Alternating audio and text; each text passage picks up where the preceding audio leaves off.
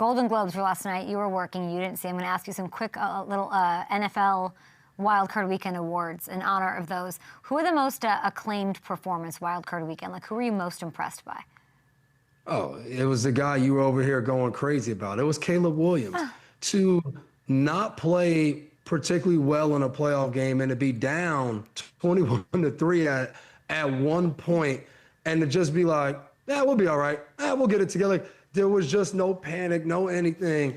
And he just delivered. And I think we've seen these plays since he's been in the NFL. And I was just so shocked last year when people were like, he's a bust. And I was like, are you watching the incredible plays that only he can make? If he starts having just a few of those and just normal plays throughout the game, this guy's going to be incredible. And we've seen just in 1 year with him and Ben Johnson, it's been like, man, the guy gives you a chance to win every game. And that's all you can ask for in the NFL. I was saying that I've never seen a quarterback have like a signature move like that, what you just saw, the jump man. And is there one? Like that's...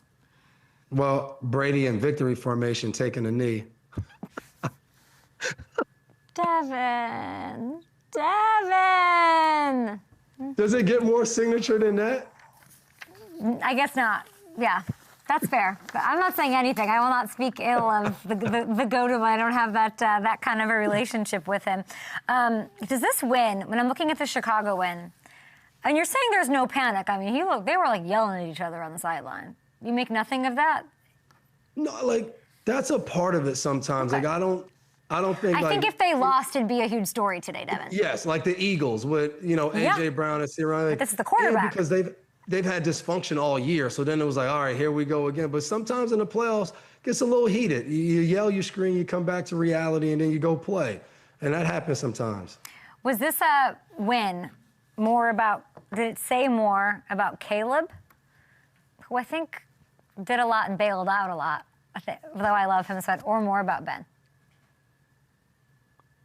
I think it's more about Ben. Really? I think they talked about it too. We talked about it, in studio before the season started. He showed them Super Bowl 51 of we're never out of a game. This has to be our mentality. And I'm sure he didn't show them that saying like, hey guys, let's go on wild card round and be down 21-3 and see if we could do like. That's not your intention, but I think that's what he's built there is this mentality of how to play.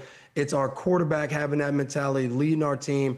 It's our defense being, prone to get takeaways and now relying on those takeaways, but saying it doesn't matter. We're going to go in knowing we need to get takeaways and we're going to go get them.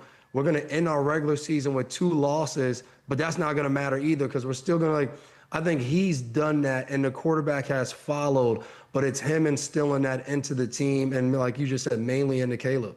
If you look, guys, can we pull up, we're at 7, can we pull up the list, please, of the quarterbacks? Thank you, it's control room. I'm going to show you these quarterbacks left in the field right now that we know of, right? Out of these guys, I would love to know how many of them you are taking over Caleb with 2 minutes left with the ball in their hands. That I'm definitely taking. I'm taking the legend on there, Josh Allen, for sure. And I'm taking Matthew Stafford. Other than that, like, I mean, Aaron Rodgers, to a certain extent, I'm not in love with what he has around him, which, gives me reservations. But other than Stafford and Josh Allen, I would put Caleb Williams in there with all the other guys that I would have no problem having him. Those other 2 guys, though, any day of the week, I'm taking those 2 guys. My favorite part of this game, of course, is like Ben Johnson and LaFleur hate each other. Like, I'm trying to find out why. Does anybody know? This is like all I care about. This is like, no, I've like gone, it's unbelievable. It's so good. And of course, people are going to scrutinize the handshake, which like Ben knows, So then to do this like drive by, LaFleur's like dead on, like, here it comes, I'm going to face it, looked him straight in. Like, this is the F you heard around the world. Packers fans hate it. I have Packers fans making like pearl clutching videos about how, and then he goes in the locker room and he goes, I hate the effing Packers. Yeah. Chicago fans love it. Packers fans hate it. What do you think about it? It is what it is. It's a divisional team that you play in. When the Jets beat us in 2010, we knew the last thing you want to do is lose to Rex Ryan and the Jets because you were going to hear about it. And like you just said, that look LaFleur had was like the last thing I wanted to do was lose to this guy. And then the other angle, Ben Johnson was like screaming as he was going over there in excitement. It's just sometimes you don't like the other team. And there's a hatred that comes a part of playing football. That's a competitive edge to it. Like, I've never minded that. Like, it's a known fact. You guys don't like each other, so then the teams won't like each other. And when you meet up in the playoffs, it's even worse because both teams, it doesn't matter on seedings. You just don't want to lose to the other one. And when you lose, you got to eat it and wait till next season. Schefter is saying that the Packers and LaFleur expected to work out some sort of an extension in the coming days. 7th year there, another trip to the playoffs, another one and done. This one, like an insane comeback. Do you think that's the right move to keep LaFleur as the head coach? I think the thing is everyone gets emotional and makes these decisions on, man, they had another lead, they should have won, but it's like, but who's next? So like everybody kept saying, I think this is only a thing because of Harbaugh. And I was like, but Harbaugh blew more 10-point leads in the fourth quarter than any coach this year. So like, how does that make sense? So I think everything comes down to who's the next guys you have in mind to come coach your football team, and are they better than the current coach you have? If you feel that there are guys out there that give you a better chance, then yeah, you make this move. But I don't think you make this move just because you're like, man, we should have won that game and we didn't. Now we're just going to fire Matt LaFleur and go. No, like, if he still gives you the best chance to win with a healthy Michael Parsons and a full off season with everybody, then you go and you say, you know what, we're going to run this back and we're going to try to do it a little bit better next year, add a few pieces and go from there. But I just think sometimes teams get too trigger happy and they blow it all up and they just rinse and repeat, you know, the next 2 to 3 years. But then you see like a Liam Cohen, and then you lose to a first-year head coach named Ben Johnson. And then you see what Vrabel's doing in his first year as head coach up there in New England, and you think like, why are we wasting time here? We have Jordan Love, it's right here, and that's kind of the trigger happiness you're talking about is seeing what we've seen in these playoffs, you know.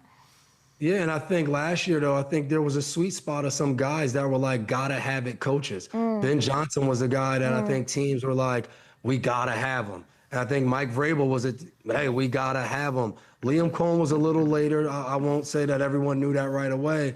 But there were some, like, candidates out there that, you know, you look at New England, they fired Gerard Mayo. He was a first-year coach. I think because it was like, if we could get Mike Vrabel, we think that's the guy. I think the Raiders, moving on from Antonio Pierce, their first shot that they shot was at Ben Johnson. They wanted Ben Johnson. So I think you just got to know because, like you just said, when you do move on, like the Raiders did, now you end up and you're back here again saying, man, we got to get it right now because you moved on so fast and you didn't get the guy that you wanted because he wasn't in love with what you had going on there. So I think the Packers are unique. If they do move on, which it doesn't look like it, they have a great situation. If you had an eye on a certain coach, I think that coach would love going to Green Bay and coaching that football team.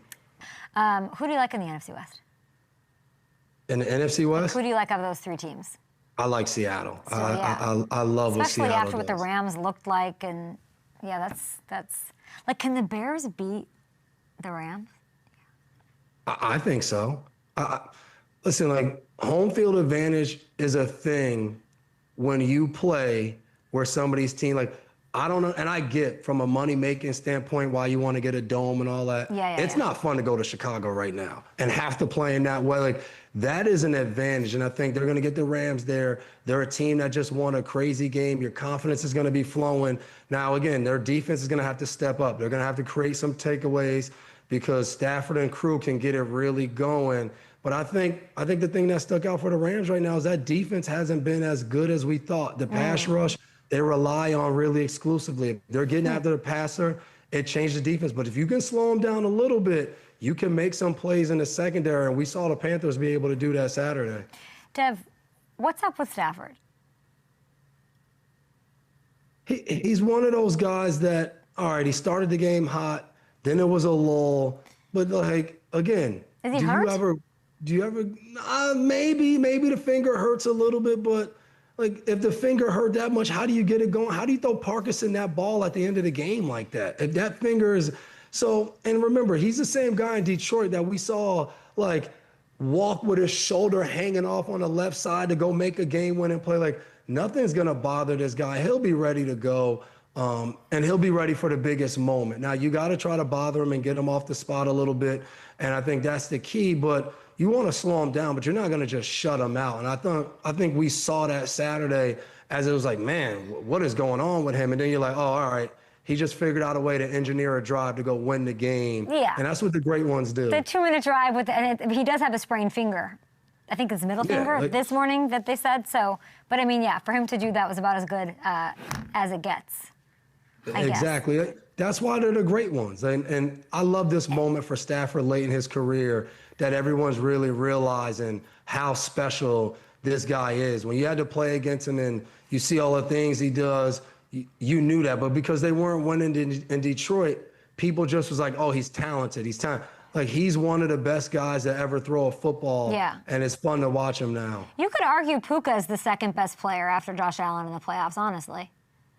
I mean, and you could easily say that, and, let's see what Jackson Smith and Jigba does this week coming up, because we might be saying that for him. So I love Seattle. It's always back and forth. That's what is so fun about the playoffs. There's going to be some guys that we didn't expect to do anything, and they're going to have a crazy game one of these games, and we're going to be like, who? He did what? Like, that's what happens in the playoffs, and that's what you love about it.